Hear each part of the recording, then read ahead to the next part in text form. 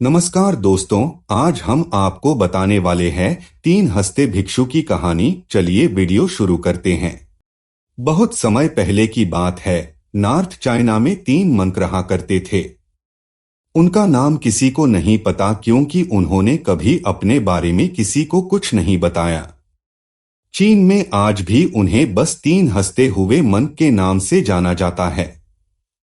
वे तीनों मंक हमेशा एक साथ रहते थे और गांव-गांव घुमा करते थे। वो जिस भी गांव में जाते, वहां की बाजार के बीचों बीच खड़े होकर जोर जोर से हंसना शुरू कर देते। उनकी हंसी को देखकर लोगों का ध्यान उनकी तरफ खिंचा चला आता और धीरे धीरे उनके चारों तरफ एक बड़ी भीड़ इकट्ठा हो जाती।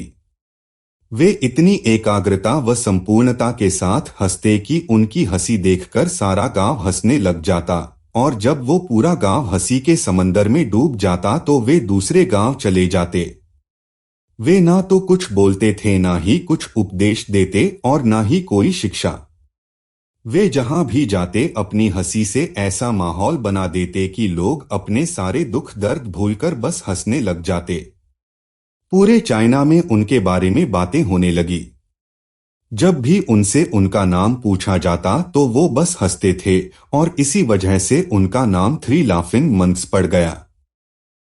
वो मंक इस तरह से हंसते थे जैसे कि उन्होंने इस संसार खुशी को या भगवान के मजाक को समझ लिया हो, और उन्होंने सिर्फ अपनी हंसी से पूरे चाइना में इतना आनंद फैलाया जितना आज से पहले कोई नहीं फैला पाया। पूरे चाइना में घूम घूम कर लोगों को हंसाते हुए समय के साथ वे तीनों बूढ़े हो गए, और एक रात जब वे एक गांव में ठहरे हुए थे तो उन तीनों में से एक मंक की मौत हो गई। ये खबर सुनकर पूरा गांव दुखी हो गया। गांव वाले को लगा कि शायद आज के दिन वो दो मंक जरूर रोएंगे, और यही देखने के लिए हर कोई उनसे मिलने आया। जब सुबह हुई तो पूरा गांव इकट्ठा हुआ, लेकिन वो दोनों मंक तीसरे मंक की बॉडी के पास बैठकर जोर जोर से हंस रहे थे। ऐसी हंसी जैसी उन्होंने आज से पहले कभी न हंसी हो। गांव के कुछ लोगों ने उन्हें समझाने की कोशिश की कि यह आपका साथी था और इसकी मृत्यु पर आपको हंसना नहीं चाहिए। तब उस दिन पहली बार उन्होंने लोगों से बात की और कहा, हम हंस रहे हैं क्योंकि यह आदमी जीत गया है। हम तीनों में शर्त लगी थी कि जो भी पहले मरेगा, बाकी के दो उस पर जोर जोर से हंसेंगे, और इस आदमी ने आज हमें हरा दिया। हम अपनी हार और इसकी जीत पर हंस रहे हैं। इसे अंतिम विदाई देने का इससे बेहतर तरीका और क्या हो सकता है। ऐसा कहकर उन्होंने उस तीसरे मंक को चिता पर लेटा दिया। चीन में यह प्रथा थी कि जब किसी इंसान की मृत्यु हो जाती तो उसके पुराने कपड़े उतारकर उसे नए कपड़े पहना दिए जाते थे, लेकिन मरने से पहले उस मंक ने अपने साथियों से अपने कपड़े न बदलने के लिए कहा था। उस मंक ने कहा था कि मुझे स्नान मत करवाना, क्योंकि मैं कभी अशुद्ध हुआ ही नहीं। मेरे जीवन में इतनी हंसी आई कि कोई अशुद्धता कभी जमा ही नहीं हो पाई। जब उस तीसरे मंक के शरीर में आग लगाई गई तो आसमान में जोर जोर से पटाखे फूटने लगे।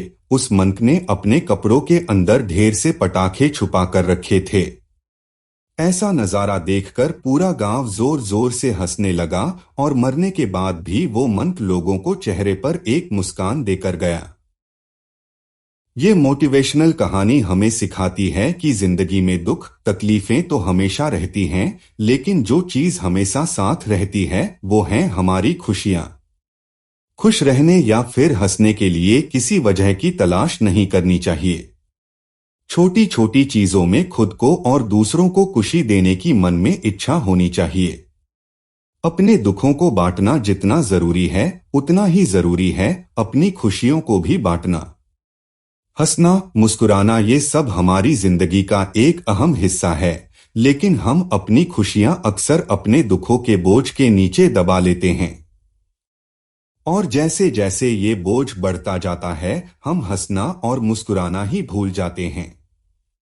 अपने कमों को भुलाकर जिंदगी को जीना सीखें। छोटी छोटी बातों में मुस्कुराना सीखें, क्यों जिंदगी खुशियों के सहारे अच्छी कटती है, ना कि दुखों के सहारे।